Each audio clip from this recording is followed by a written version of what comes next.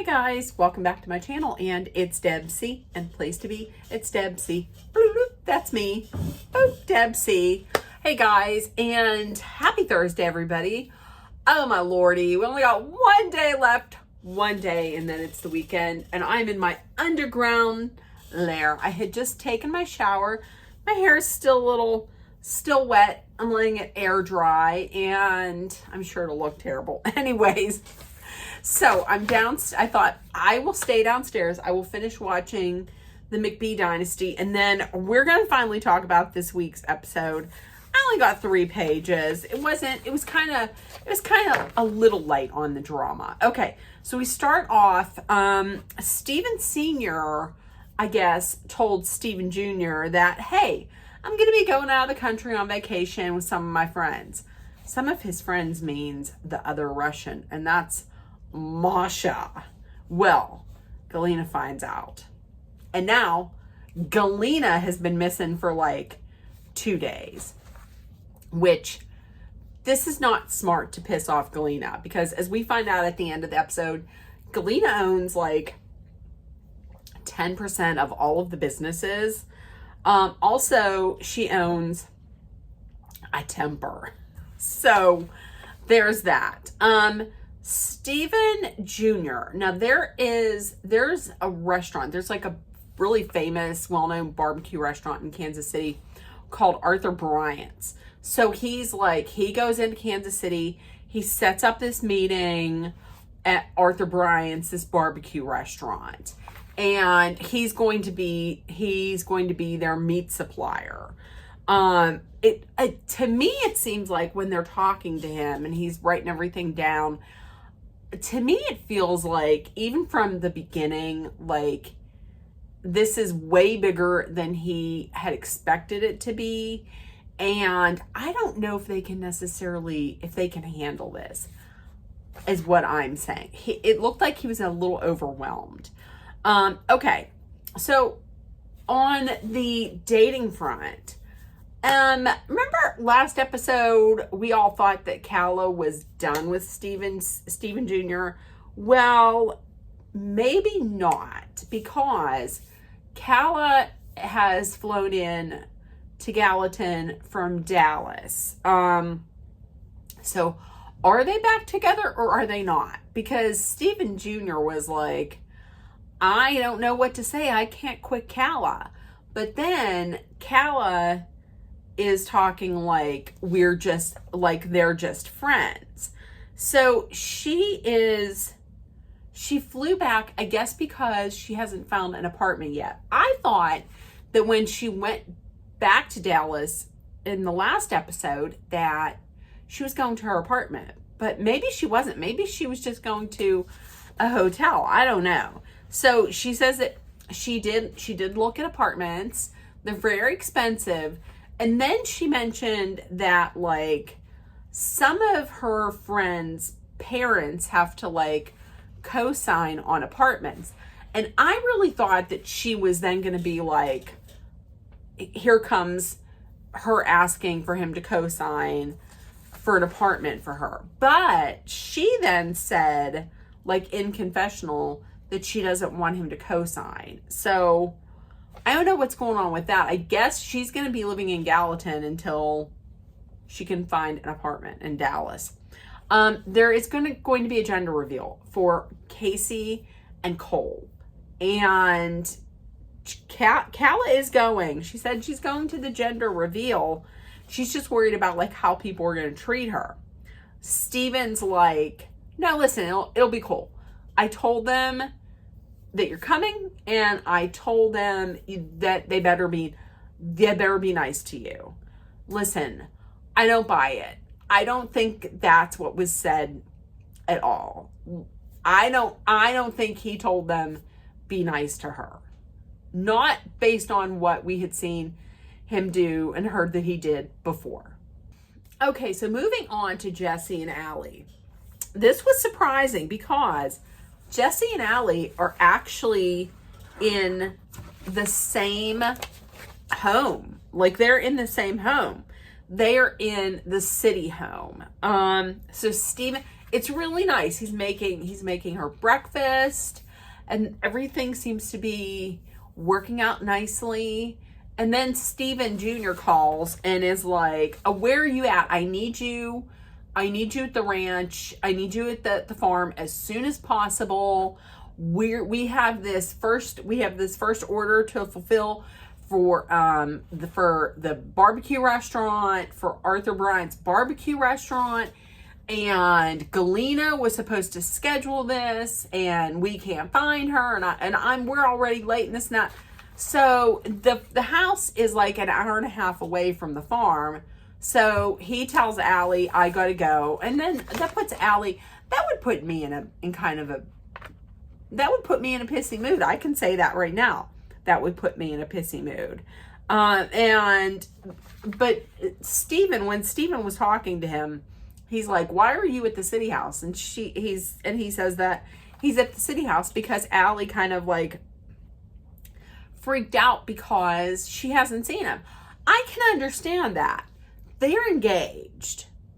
So if they don't get to see each other at all during the week, what's that say? That's not good. That's not a good start. So here's the thing.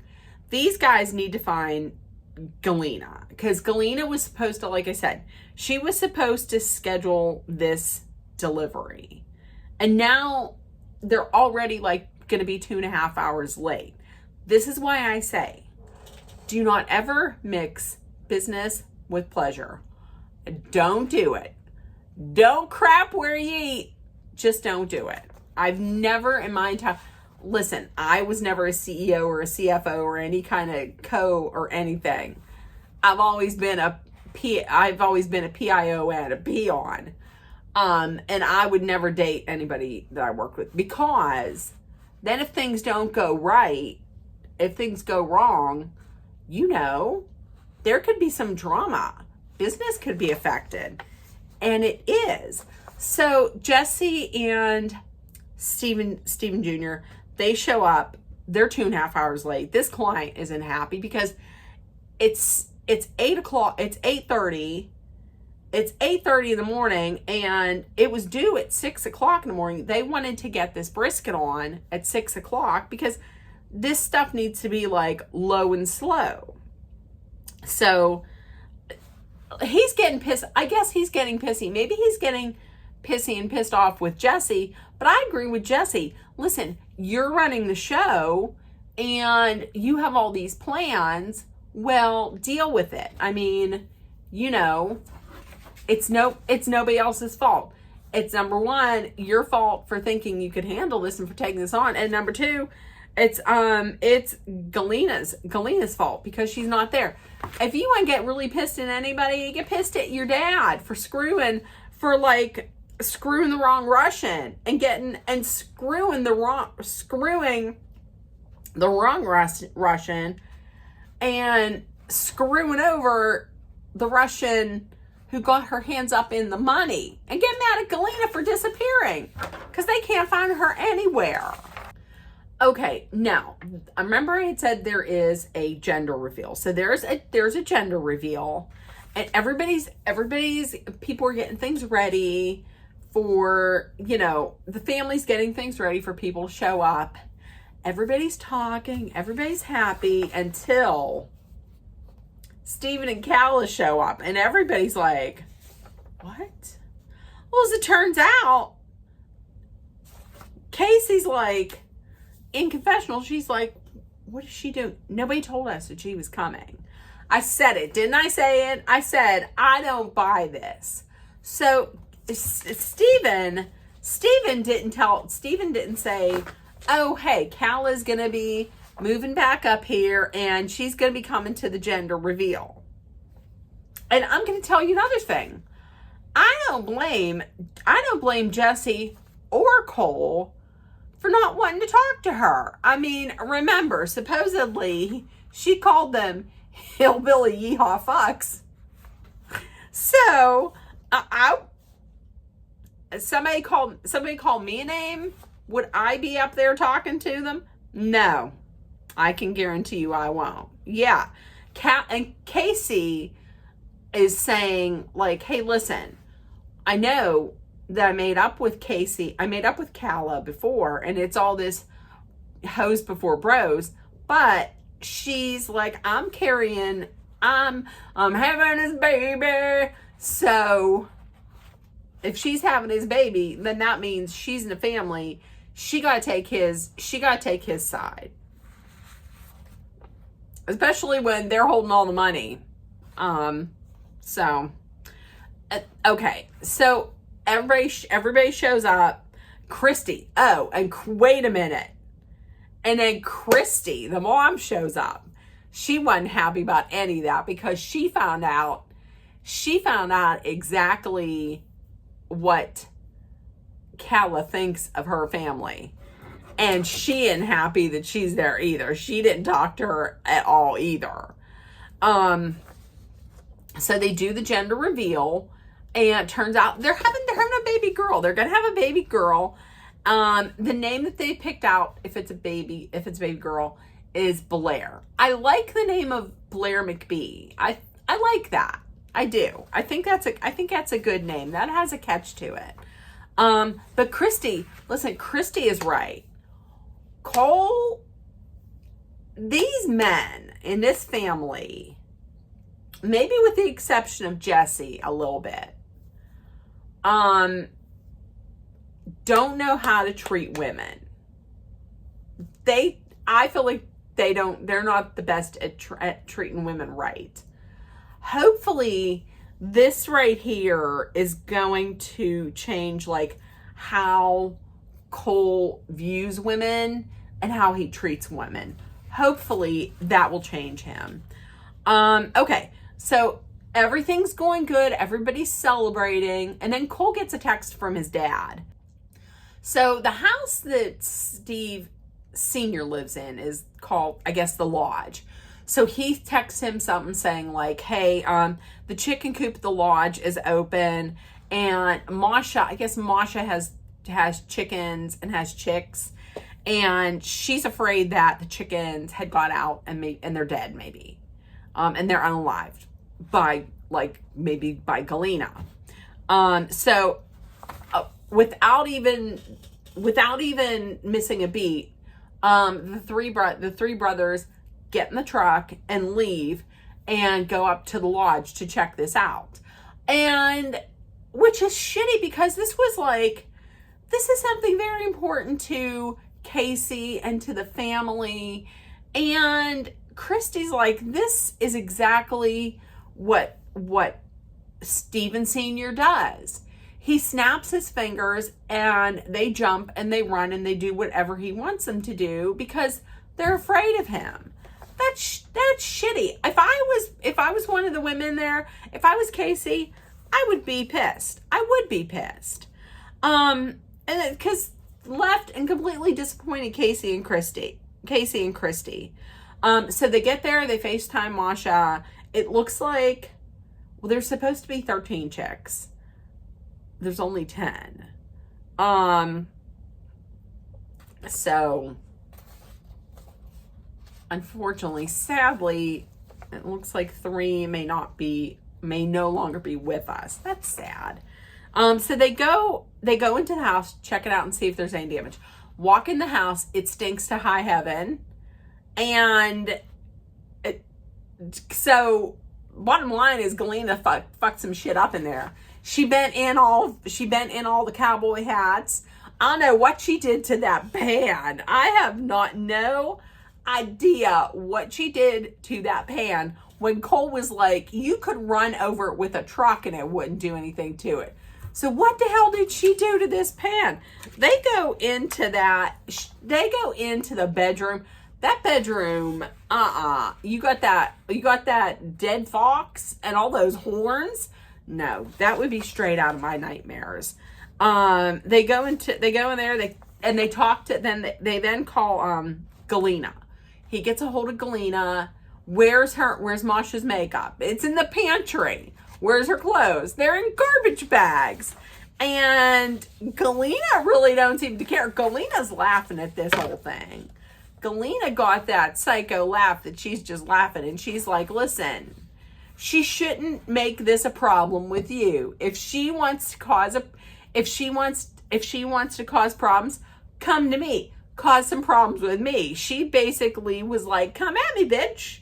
What are you gonna do? She don't care. And now that I think about it, whenever they show Galena getting arrested, I don't know that it even has anything to do with this whole like FBI thing. I think it has to do with everything that she's doing to like Amasha's property. Like, remember, she beat the crap out of the car, and now all of this.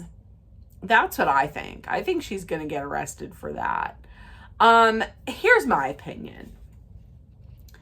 Instead of running off to Mexico with, one of your, I don't know if it's a side chick at this point, with Masha, why don't you be a grown-ass adult and you run this company? He ran off because he was claiming that he doesn't have the mental strength to deal with all of this. So what? You just get to run away from your problem and leave your son to pick up the mess. Why don't you just be a grown man? Although, you know what? Maybe he took this vacation because he knows that he might be doing some jail time in the future. Who knows? But like Steven said, you're grown adults, you're grown-ass adults, and you just run away and take a vacation and leave him to pick up the pieces. So Jesse and Allie, they gotta have a talk. They have a talk. Jesse's at the farmhouse, and Allie just finished working. She makes that hour-and-a-half long drive up to the farmhouse. They're like, we need to talk.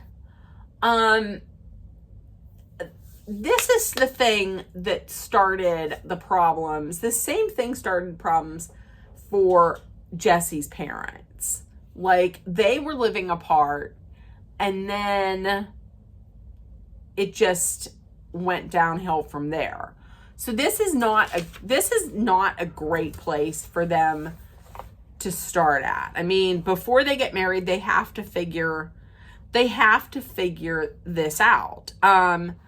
It basically comes down to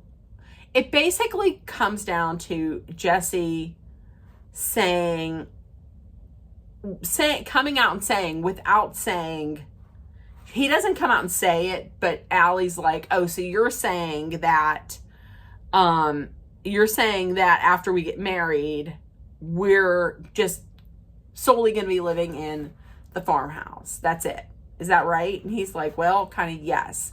Is it a break? Is this a deal breaker? Yes, it is. I don't want to be married. I don't want to be married and not living in the farmhouse. Okay. Well, that's kind of shitty because you're not giving Allie a say-so in this. I mean, there's going to be two people in the marriage, so why not give her a say-so in her life? Also, why did you even build that house then? I mean, you have a house, why build a house? Also, I'm just going to say this. Allie's like, I'm a city girl and I prefer the city. I get that she loves him, but I don't know.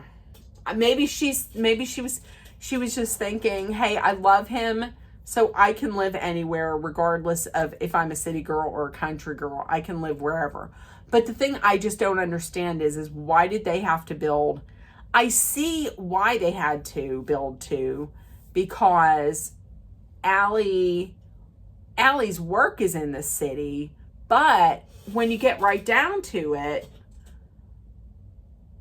it just doesn't make sense. There should just be one home. So this right here is something they have to deal with. Okay, so Steven Jr. calls Galena. It goes straight to the voicemail box says it's full. So he goes into work and she's there.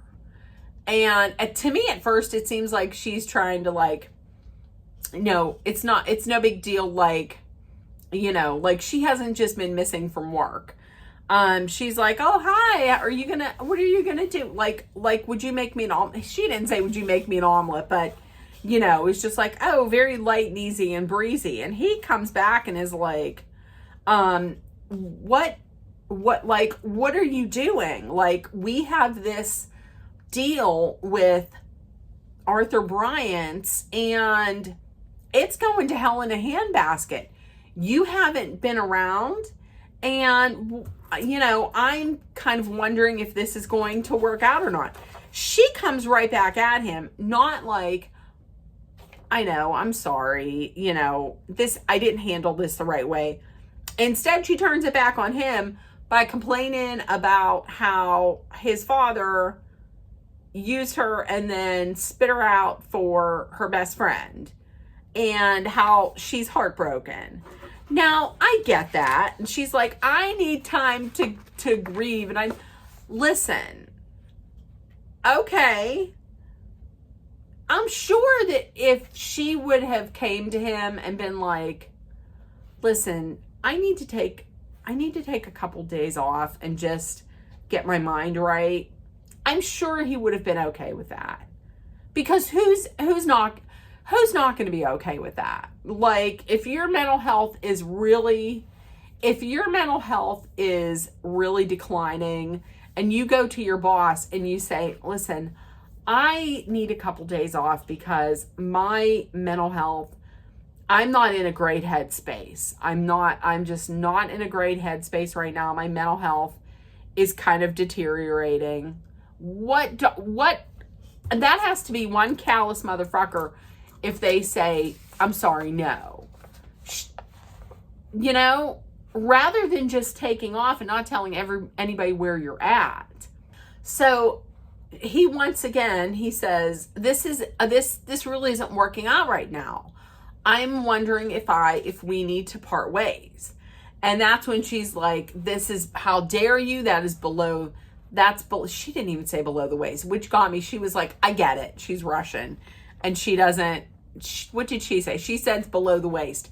That's below the waist, and and it's terrible. This is terrible, and how your father treated me. And then she mentions the FBI investigation.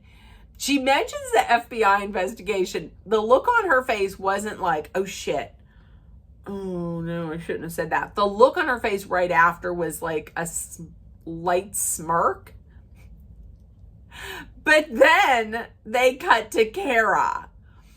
Okay, Kara, listen, I would have been Kara times like 10, because Kara didn't make any, like, I'm gonna insert a picture. This is Kara right here. Okay.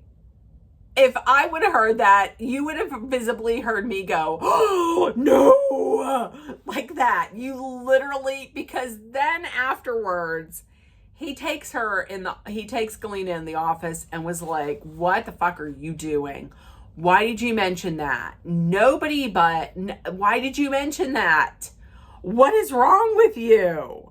He's like, the only people that know about this are like you and Christy and me. Nobody else knows about this. Don't say anything about this. And then she leaves. And then Steven calls his mom and tells him what happened.